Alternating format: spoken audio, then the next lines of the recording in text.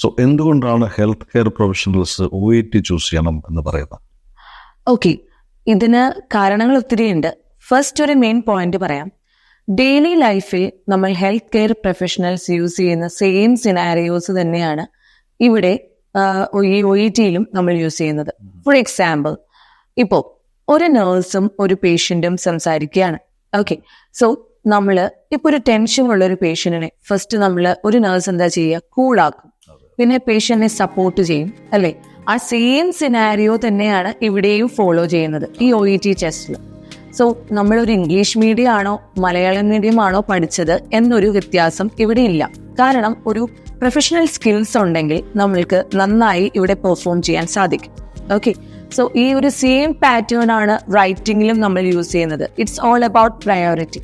Patient എങ്ങനെ prioritise ചെയ്ത് എഴുതുന്നു, പേഷ്യന്റ് കാര്യങ്ങൾ മുഖ്യമായി എഴുതി റീഡറിന് എത്രത്തോളം പ്രാവർത്തികമായി അത് മനസ്സിലാക്കാൻ പറ്റുന്നു, ആ ഒരു വേ ആണ് ഇവിടെ ഫോളോ ചെയ്യുന്നത്. മനസ്സിലായോ?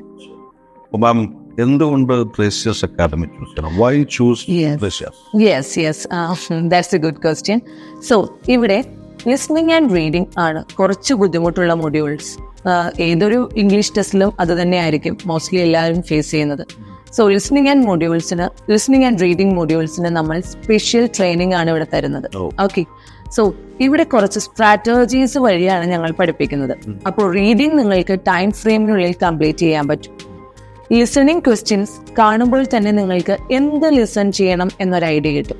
ഓക്കെ, സോ അതാണ് ഞാൻ പറഞ്ഞത്. നിങ്ങൾ കൂടുതൽ ഈ ഒരു വേ അപ്രോച്ച് ചെയ്താൽ ഈസി ആയിട്ട് നിങ്ങൾക്ക് ഡിസൈഡ് സ്കോർ നേടാം.